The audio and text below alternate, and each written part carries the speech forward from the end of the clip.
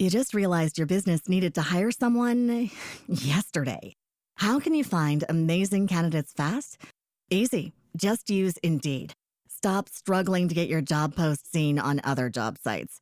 With Indeed sponsored jobs, your post jumps to the top of the page for your relevant candidates, so you can reach the people you want faster. According to Indeed data, sponsored jobs posted directly on Indeed have 45% more applications than non-sponsored jobs. Don't wait any longer. Speed up your hiring right now with Indeed. And listeners of this show will get a $75 sponsored job credit to get your jobs more visibility at Indeed.com/kidsandfamily. Just go to Indeed.com/kidsandfamily right now and support our show by saying you heard about Indeed on this podcast. Terms and conditions apply. Hiring? Indeed is all you need. Are you ready to learn the 3 secrets to launching a successful podcast? Hi, I'm Bill, a recent client of the Podcast Mogul. If you've been thinking about starting a podcast but aren't sure where to begin, he's got you covered. He is hosting a free webinar where he will share the 3 secrets that can help you launch, grow, and monetize your podcast without any fancy equipment or technical headaches. Click the link in the show notes to save your spot now and let him help get your podcast off the ground. Welcome to Invest in Yourself, the Digital Entrepreneur Podcast. Join the podcast mogul Phil Better as he interviews successful entrepreneurs that make their living in the digital world. Now, let's join your host, Phil Better, and his special guest today on Invest in Yourself, the Digital Entrepreneur Podcast. Hello and welcome back to another episode of Invest in Yourself, the Digital Entrepreneur Podcast. I'm your host, Phil Better, the podcast mogul, and I'm happy to introduce our guest today. Our guest is an accomplished business executive, entrepreneur, lawyer, speaker, and author. Pardon me. They are the founder and CEO of Whadif, a business acceleration company dedicated to educating, protecting, and motivating business owners to achieve their highest level of success and impact globally. Our guest clients have included MetLife, Johnson & Johnson, JP Morgan Chase, Uber, Nike, and companies of all sizes in the industry. They currently focus to help every business owner or operator hungry to scale to do so in the most efficient and enjoyable way possible. Our guest likes to say, as entrepreneurs, we're always asking and always wondering and always wanting to answer, what if? And now, without further ado, let's extend a warm welcome to our guest and CEO of Whadif, Sean Delaney. Sean, thank you so much for being here. Thank you, Phil. Did I write that? It sounds much better when you say it. I sound really interesting when you describe me. You should come around with me everywhere. That's the goal of my job as this host, is to be everyone's hype man. So like I used to watch rap stars, and they used to have their hype guy come out and like build up the crowd. Yeah, favorite, that's what we were playing. Yeah, that's who I wanted to be. I always idolized those people because they got all the fun. Yeah, they didn't have to do much of the work. They just started the show and then they ended the show, and that's it. And that's what I like to do. So Sean, you're the main presenter here. So thank you so much for being here. I'm excited to learn how you did Whadif, like all that fun stuff.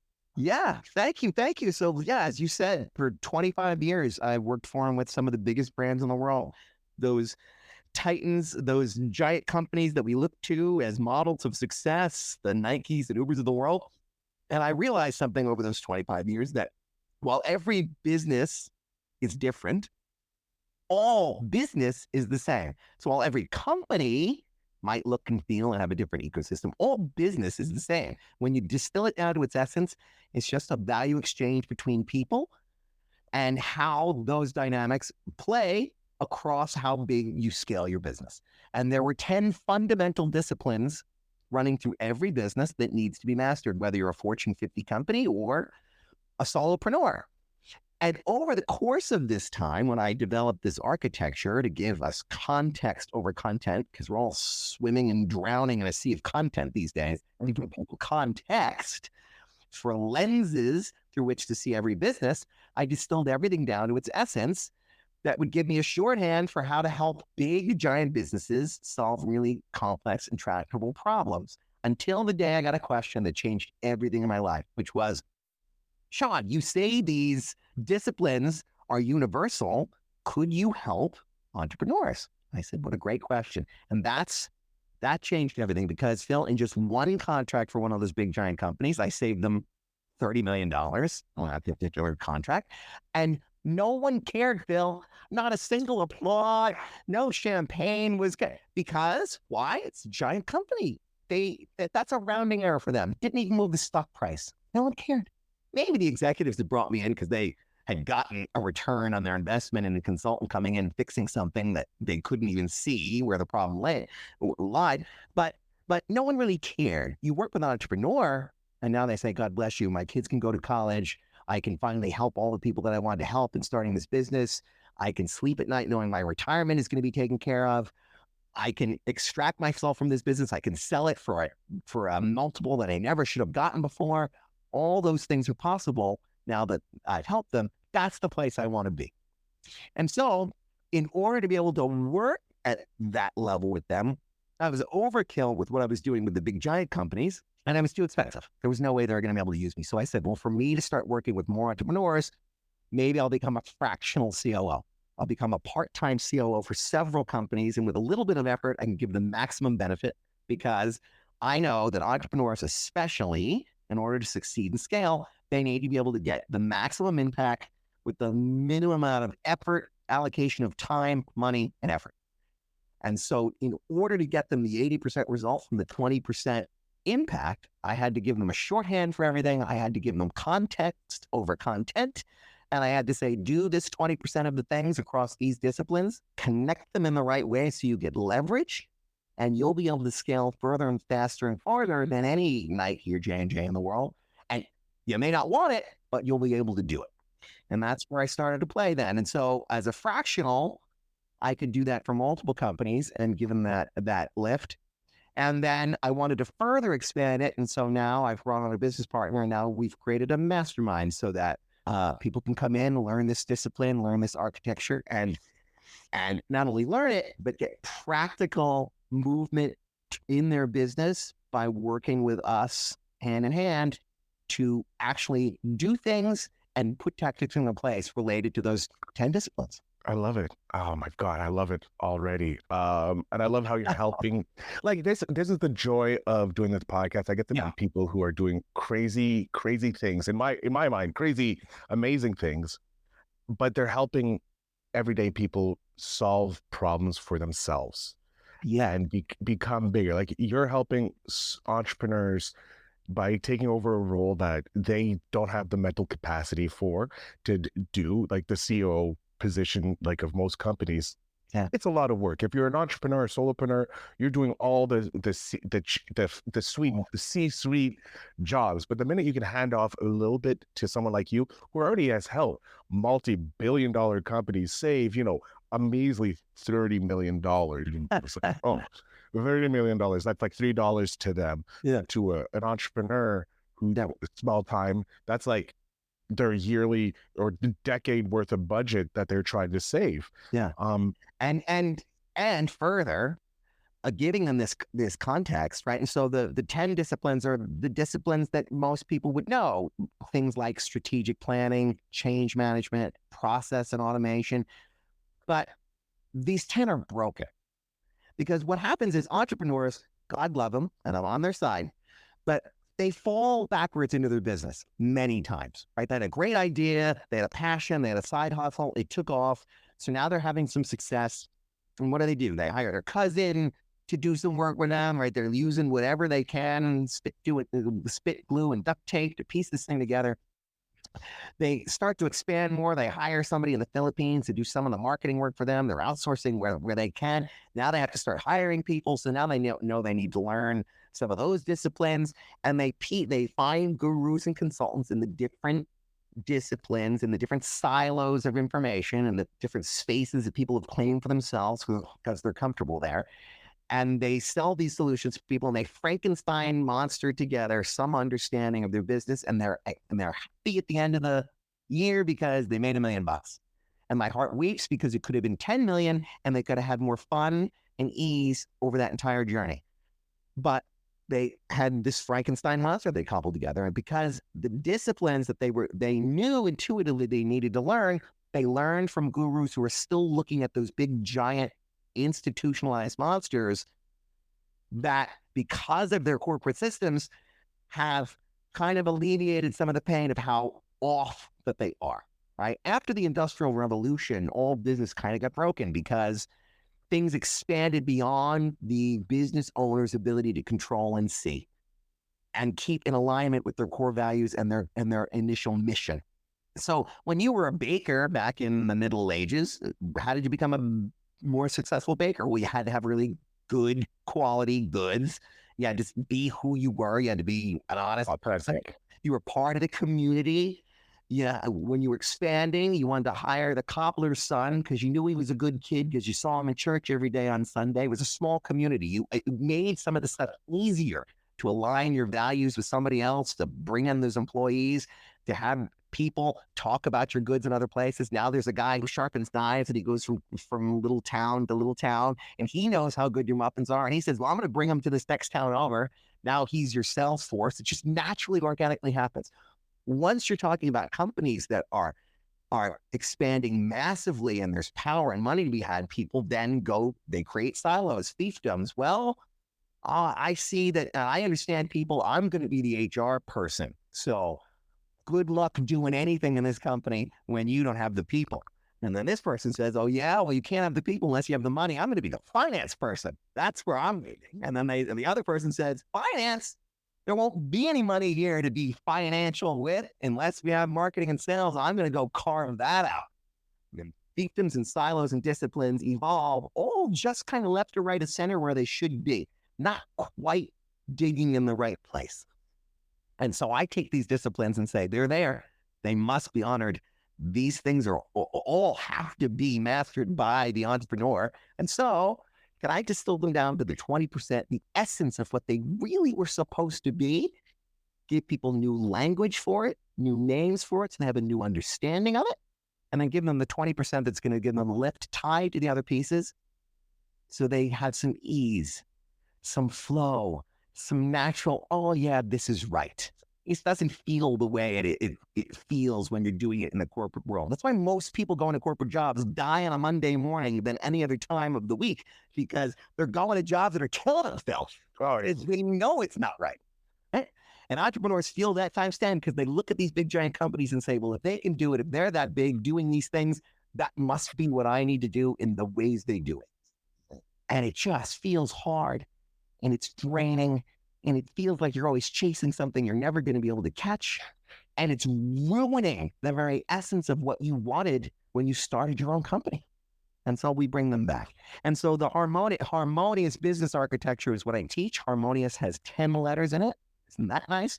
And it's the essence of what I'm looking for, a harmonious business where all the pieces work and flow and riff and jam in a way that makes beautiful music for your avatars and feels good in working in it. And harmonious is things like, well, it's all the stuff that I talked about before. It's in a different order that we address them because it wouldn't spell anything if we did it in the order that we do it. But things like navigation, that's what I call strategic planning.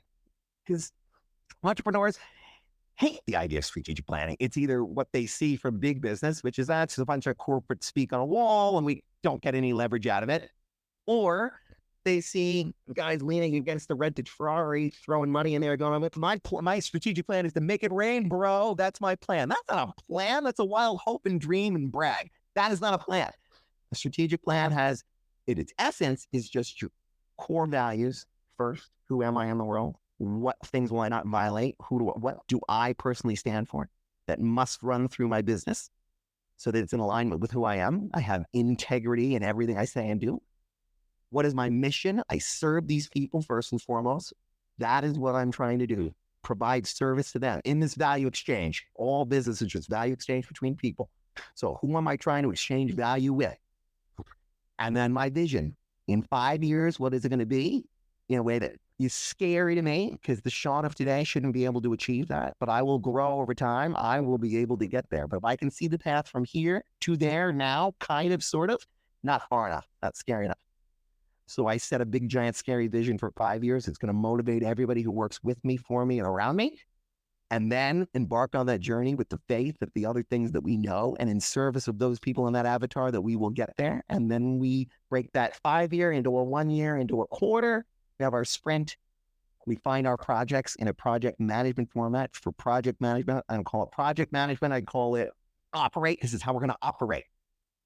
And then we get to serenity, which is time management. And because you don't really manage time any more than the person on the raft manages the river, it flows. And you have to acknowledge that time is the most valuable resource you have. Unsuccessful business entrepreneurs will spend an enormous amount of time trying to save money. Successful businesses spend money in order to save time because time is limited, money is endless. And so you need to protect your time. But when entrepreneurs come to me and say, I'm overworked, I'm dying, it's killing me over here. Tell me how to get control of my calendar. It's like, how could I ever do that? I don't yet know what projects you need to do versus your business as usual. So you can allocate your resources appropriately. And I don't know who you are in the world, your core values, your mission, and your vision.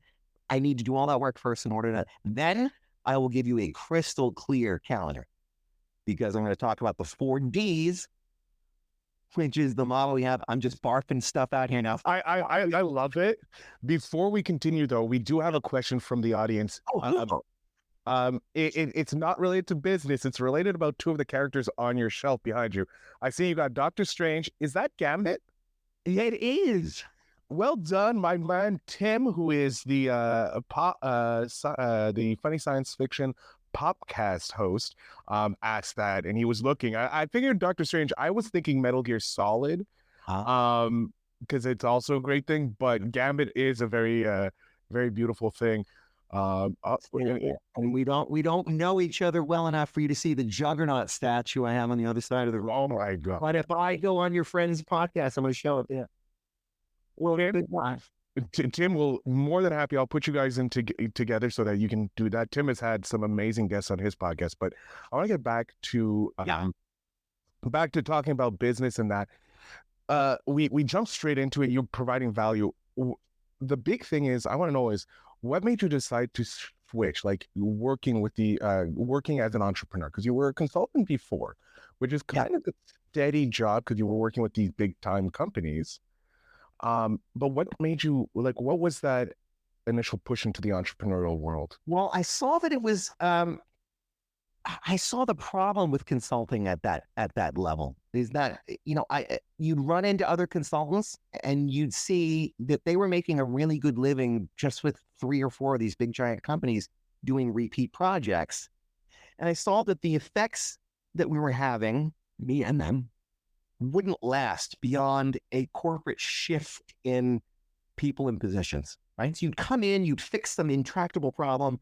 Some executive had the idea to bring you in. You gain their confidence. You come in, you make a massive shift. They get all the credit for it.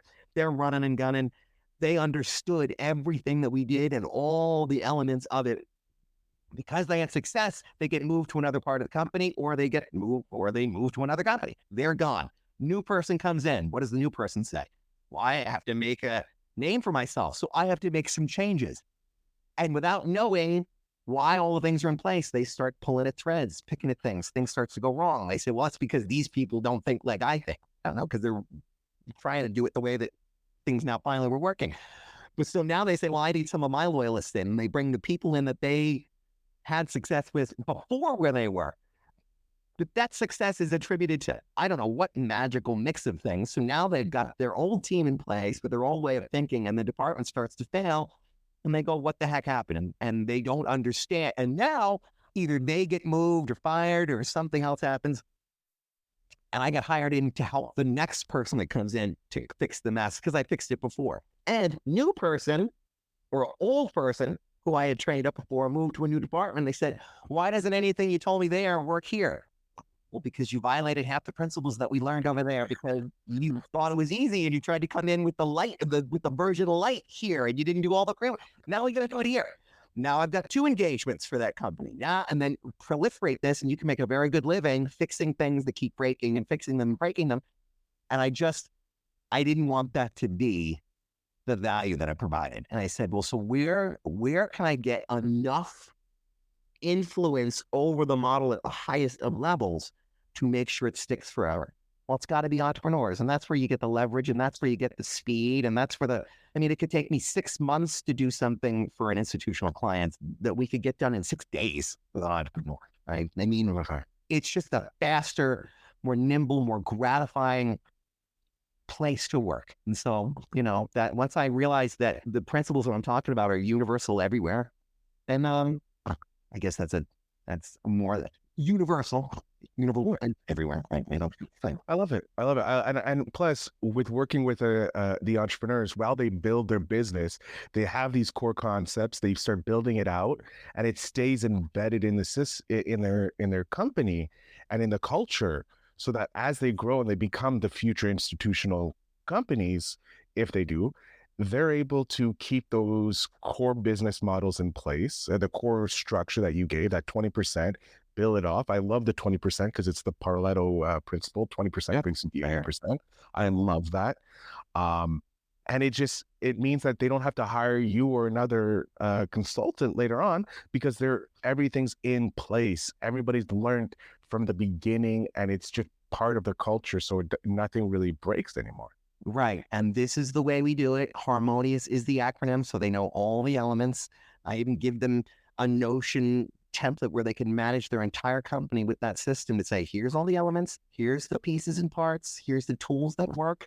If you don't like how I talk about marketing and sales, because I've known plenty of big companies that split those, even incentivize them differently and then expect them to play together, doesn't make any sense. But so marketing and sales, I call it ubiquity, which means not being everywhere, but being everywhere your avatar expects to find you, showing up when, how, and in what ways that they expect you to find you, so that you don't violate your brand promise. Don't do that, and you could become a Bud Light. It happens. Sometimes they don't show up in the way their brand promise, the avatar expects you to show up, right? So how, where, and when your avatar expects to find you, that's your marketing plan. That's how you achieve the essence of ubiquity. But if you don't tie that to all the other elements of the discipline, you will still leave something on the table. But talking about it that way, the other beautiful bit of lift that we find is that entrepreneurs who have multiple businesses, or investors who invest in multiple businesses and then expect to have some kind of say over how those businesses are managed, if they know they're going to run harmonious in multiple companies, everybody across their entire portfolio of companies is speaking the same language. So they can bring the executives from the 5 very radically different companies together. They're all speaking the same language. Because while you might do your marketing different than I do my marketing, because we're talking to different avatars in different locations with a different message and voice, while we might do different things, marketing must be understood. The essence of ubiquity must be honored, and we can talk about then the parts and pieces that work for each business with the same language, and be able to then move from company to company and offer value across that whole portfolio, which further evidence that it really works universally and is adaptable to meet every entrepreneur where they are in their business journey. Love it. I love it. I do have a question about investing in yourself, because that's what the basis of this podcast is. Yeah. Wait, sorry, wrong one.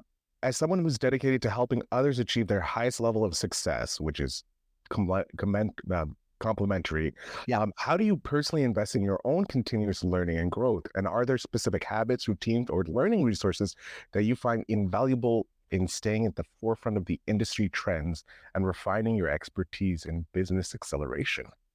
Yeah. So what a great question. So I kind of see this as I see the best clients, the best partners, the best collaborators. As long as I know that our core values align, I can riff and jam with you in any setting, right? And one of my core values, or one of the things I'm looking for, is all boats rise. And how can I always exchange value? So not just take, how can I always exchange value and sleep at night knowing that you got more out of that exchange than I got? If I go into every interaction with people with that mindset, I'm a natural, fantastic partner for them, because I'm always trying to give back more. And so that makes it really easy to, with confidence, take on new clients, with confidence, have partnership-y kind of joint venture conversations with people, and to open up my own room. So even in the Whadif inner circle that I have, the mastermind that I have what I call luminaries. There are bright, shining lights in a world that is often dark and confusing. and say, hey, look, you don't just need to take my word for it. I talk across all 10 disciplines, but I don't say that I'm the only expert you need to listen to in any of the 10. And so when we talk about marketing, I have some marketing luminaries, people who were senior VPs of marketing at giant companies like Target, and sales experts that help women get back into the workforce. They have different perspectives on things. I bring them into the room as a trusted luminary and partner. And why would I do that? Why would I give them my stage, my microphone, my platform to talk about what they do? Because they talk about what I do to their worlds, because they see what I'm doing for them, and they're seeing that I'm giving them a place, and I know their core values match mine. And so if we're serving the same people, why wouldn't we do that and grow together? Why wouldn't we? Because I'd have to be selfish and only thinking myself to say, oh, mine can only be the only voice that comes off this stage. No. Dawn is a brilliant, beautiful expert. She comes in here, she talks about harmonious and what she does and how it fits into it. She doesn't counter what we say. We have the same mission, the same goals, so it makes it easy to play. And so I think as long as you can find someone in the world whose core values match yours, that is a place to either find a client, a partner, or a mentor, and trust in them that they're going to help you get to where you are. Because again, if your core values match and you're both trying to make sure that you're leaving the world in a better place, I don't know how you could ever come out on the short end of the stick with those with those parameters. I'm done. I'm just going to This is one of the funnest interviews I've had, because one, you're a fellow nerd, a Marvel nerd, so that is 100% loving there. But you're talking how helping people, period, end of discussion. Your main core value is helping people, helping the mom and pops, the entrepreneurs, live the life, get their first yacht, if you will, so that like Jeff Bezos doesn't get another yacht, because he doesn't. He needs enough of those. He needs another mega yacht, but he doesn't need a regular yacht. We need to get some of the regular people some yachts. Regular yachts, just regular yacht. Sean, this is great. I have one question. This is probably the question that I love asking the most to my entrepreneurs, because it's stealing wisdom of decades from them, but also it allows the future generation. My friend Tim just asked a very great question, so I'm going to pause my question. I'm going to bring up his. He goes, I generally don't understand marketing, like even a little bit, but I feel like Sean tries to make it color crayon safe for dummies like me. Yes, I do. And I do that with all 10 of the disciplines, because strategic plan volumes have been written on each of the 10 disciplines that I talk about. And really, it's like there's one chapter in there that makes sense. And as long as you have that lens, then any other thing, or however arcane or mysterious it is, you go, oh, I get what they're saying. That's really them talking about nurturing a lead. And that's in my conversion phase of a journey. Got it.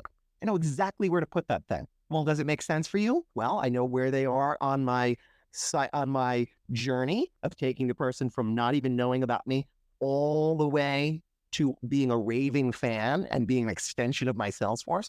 I know where they are on that journey, and I know where the best use of my time is on spending it with that client to raving fan, that unaware person, avatar to raving fan. I know where they are on that journey, and I know where to best spend my time with them. That kind of clarity and dumbing it down. I'm a dummy. My partner tells me all the time, because I simplify everything. I'm like, are we talking about this? Right? The essence of this is just this. It's just awareness, right? Yeah. Then why would I do that giant 2-hour podcast thing? I should just do a spark. I should just get Phil, and we should do a spark, which is a 30-second. Hey, Phil. Hey there, Sean here. Welcome to another What If Spark. I'm here with Phil Better. He helps entrepreneurs understand how to invest in themselves. Phil, one word on that. What we just said. Boom, you say, I say this and this. You heard it here. I love Phil. You should love Phil. Find out what he's doing. You heard it here first. See you soon. Done. 30 seconds. You benefit. I benefit. It's a spark. It's in line with us, with our brand of bringing light where there isn't light. The light has the luminaries. Now we do sparks. Great. Benefits us both. And what did I do? I got awareness And because I set it all up and my team did it and put it out there, you got more value in that than I did. I feel good. I feel proud. You feel excited. You want to tell people, you should talk to him. Hey, get him to do one of the sparks with you. It's great. Great. Because I knew that was in the awareness phase. I'm just trying to do awareness. I'm not trying to convert anybody to anything. I'm not trying to get them to say yes to anything yet. I just want them to go, that was fun. That's it. That activity makes sense in the lens of I'm just now doing awareness, or am I doing conversion, or am I doing multiplication? Are we already so far down the path that you know, like, and trust me implicitly, and you want to rave about me? I spend different time with you there because you're in a different part of the cycle. But it all makes sense because I've got this lens and this context, and I know how to make sense of all the other advice I'm getting around marketing. Does that make sense, Phil? That makes more sense to me. And Tim loves the idea of sparks. He just says, oh, I like the idea of sparks. So I love it too. It's really quick, 30 seconds to a minute, boom. And you're off to the races. That's friggin' amazing. I love that. Now I'm going to ask because we are coming to the end of the episode, and I'm going to ask that big question that I love asking all my entrepreneurs. This is for my nephew. He's 5. He's going to be 10. It's a simple question. What is one piece of advice you would give your 10-year-old self? So at 10, what are the things we don't want to do? I got to go and try and close the store before school. I have to do my homework. I have to do these things. Why do we not like them? Because they take us away from the main thing we want to do, whether it's playing a game, playing with our friends, playing something. It's imagination. It's play. We're trying to have fun in the world. So I would say to my 10-year-old self, do not lose that imagination. There's a reason why my company is called Whadif, because nothing great happens in the world without somebody first asking that question. What if we could go to the moon? Oh, and bring them back. That's the important part for those astronauts. What if we could make that journey safely? Thank you. What if it wasn't as hard as it is? What if we could have fun when we do these things? What if the point isn't what everyone's telling us the point is? What if there's a better way? What if we can help more people? What if we could feed the world? What if we could clothe the world? What if war never had to happen? These are the questions that have to be asked, and only the imagination of a child will bring us the answers. Do not lose that. I love it. My God, that's one of the best answers to that question I've had, and I love it. And I'm still trying to redevelop my imagination to bring it up back to its full force from when I was a child. Sean, I'm going to jump off stage here. I want you to let my audience know where they can connect with you. If you have anything you want to let them know that they can get for free, anything like that, the floor is yours, sir. Thank you. So go ahead. Yes, very briefly, I would say this. So if my only job here today was to get you to say, that was it. Maybe it doesn't have to be so hard. Maybe it doesn't have to be so confusing. Maybe I don't have to work so arduously to get to where I want to be. Maybe. And so if anything that I said intrigued you, if you want to know more about this architecture, I'll give you the whole thing for free, value exchange. I used to charge 5 figures just to do this analysis.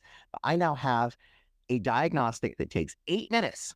It's okay if it takes 10, really think about the answer. But in less than 10 minutes, you can take the same architecture, the same diagnostic that I used to give to the Fortune 50 at an exorbitant expense for free. You answer these questions across the 10 disciplines. They're easy questions. It's a slider. You don't even have to really think about it. I always do this. I never do this. Slide somewhere in there. It will give you a picture. You will get a report that gives you a picture of your business across this entire architecture, and it will tell you what to do next for free with 8 minutes of your time. On top of that, then if you want to, if you take that, you also could spend time with me or my business partner to have us unpack that for you. We sell you nothing. We will not sell you anything on that call because we don't know you yet. We will unpack it so you get maximum benefit. Then if you want to see how you can play with us, we'll talk about it.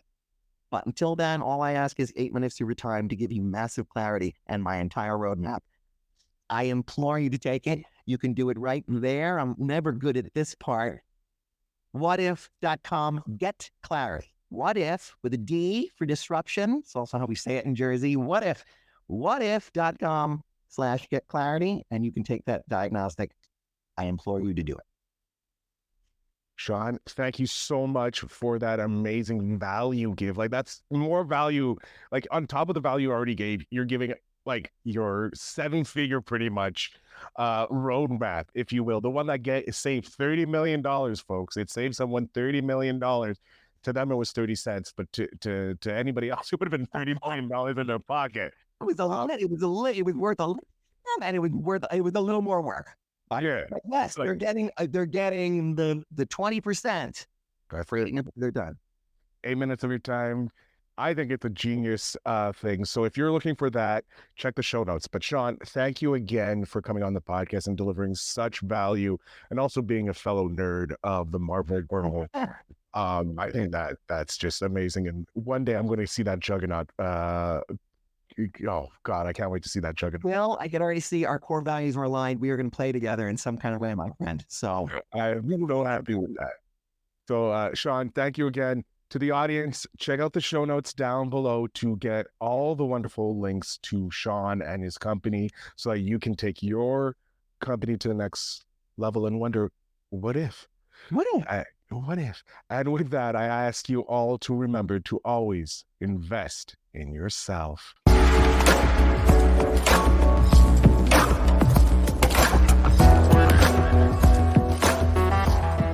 Thanks for tuning in.